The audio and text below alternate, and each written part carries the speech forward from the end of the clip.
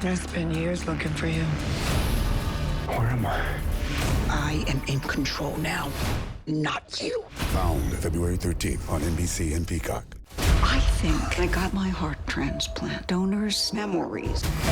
You think he was murdered? Someone else was involved. Guess we're about to find out. Got that right. The Irrational, new Tuesday on NBC and Peacock.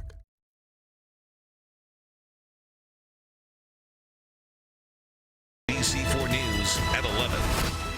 Now at 11, the growing questions in the nation's capital about the deadly mid-air crash between a Black Hawk helicopter and a commercial jet. Tonight, 2 black boxes have been recovered as investigators work to figure out what went wrong. All 67 people on board the 2 aircraft were killed when they went down in the Potomac River last night. So far, 40 of those victims have been recovered, and the search teams will be back out there tomorrow. NBC4's Darsha Phillips is in our newsroom tonight with the investigation and a look at some of those lives lost. Darsha? Yeah, Kathy, this will be remembered as the deadliest aviation disaster in the U.S. in more than 2 decades, leaving a trail of loss and heartbreak and mounting questions about how this tragedy unfolded.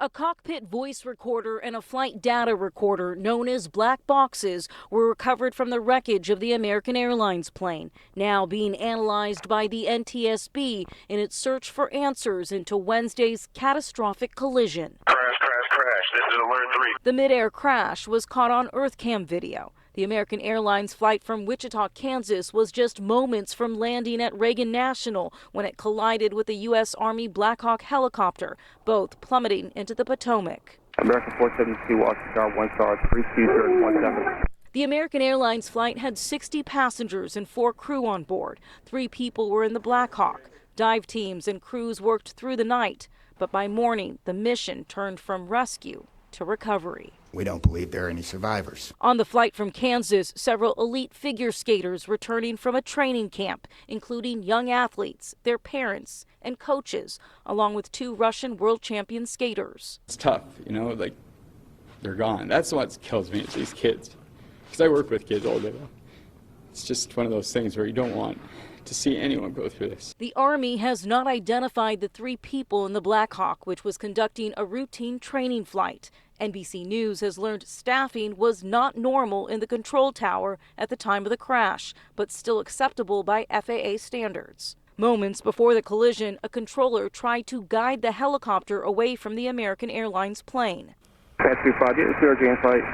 Pass 25, pass 100 CRJ. The chair of the NTSB says low staffing in control towers is not a new issue and says a mid-air collision like this one is one of the worst fears of the NTSB. It's actually something that I warned about before Congress when I last testified on aviation safety, that this is exactly our worst fear. And here we are investigating a tragedy that we haven't seen in years. Now, military helicopters near Reagan National are supposed to fly no higher than 200 feet, crucial to keeping clear of the commercial aircraft coming in and out of the airport.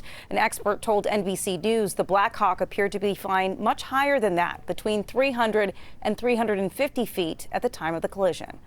Live in the newsroom, I'm Darsha Phillips, NBC4 News. Darsha, thank you. After extending condolences to the families of the victims and holding a moment of silence, President Trump brought politics into the discussion.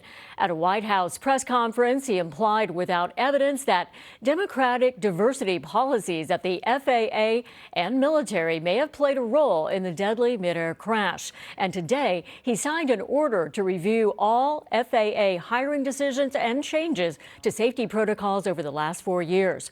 Reporters pressed the president for evidence that diversity hiring may have caused the crash. Are you saying race or gender played a role in this tragedy? It may have. I don't know. Incompetence might have played a role. We'll let you know that. For the President of the United States to throw out idle speculation as bodies are still being recovered and families still being notified, it just turns your stomach. On Monday this week, President Trump ended diversity, equity, and inclusion policies in the U.S. military through an executive order. Earlier tonight, we spoke with retired Marine Corps Major Ron Alvarado. He flew choppers for the